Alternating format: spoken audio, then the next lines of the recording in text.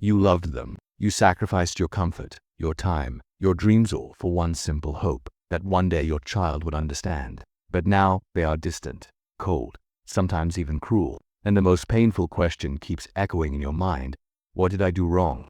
Stay with me, because what you're about to hear may hurt, but it may also finally set you free. Across the world, millions of parents are silently suffering. Their children are grown, independent, educated, and yet, emotionally, they are completely unavailable. Calls become rare, conversations turn short and superficial, respect slowly disappears into thin air, and when these parents reach out, asking for just a little connection, they are met with blame, with anger, or worse, with deafening silence.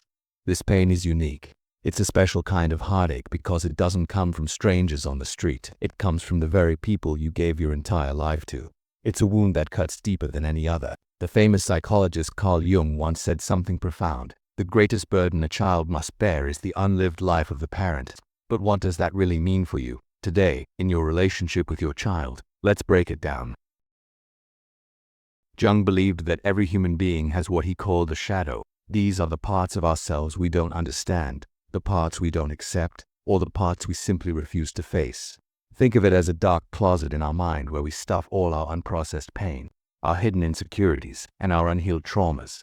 Here's the thing about those emotions: unhealed feelings don't just disappear. They hide, they fester, and eventually, they find a way out. They project. Projection is a defense mechanism. It's when we unconsciously take our own unwanted feelings or traits and attribute them to someone else. So, when your adult child is acting cold or distant, they might be carrying a heavy load of confusion, guilt, or inner conflict from their own life. But instead of turning inward and facing those difficult feelings, they unconsciously project them onto you. Why? Because parents are safe targets. It's a painful reality. It is far easier for your child to blame you for their unhappiness than it is for them to confront their own inner pain, their own shortcomings, or their own unhealed wounds. You become the screen on which they play out their internal drama. And here's another painful truth, one that's very hard for loving parents to hear. Sometimes, too much sacrifice creates a silent, crushing pressure. You gave everything. You poured your soul into them. But your child never learned how to process the sheer weight of that gift emotionally. They don't have the emotional tools to metabolize that level of sacrifice. So instead of feeling gratitude, they feel a deep, unsettling guilt. And guilt, when it's left unhealed, often morphs into something ugly: resentment.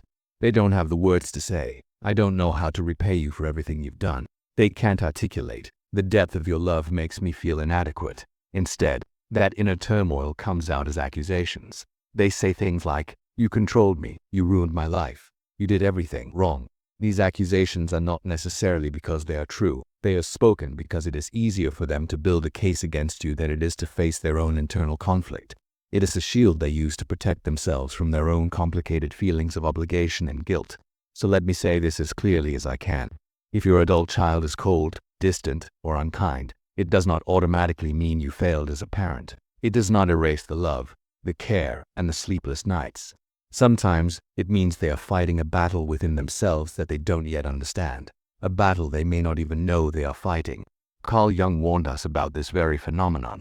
He said, "Until you make the unconscious conscious, it will direct your life and you will call it fate." Your child's behavior might feel like your fate, like the tragic end of your parenting story, but it may not be about you at all. It may be about their own unconscious wounds, their own unlived life, their own shadow that is directing their actions.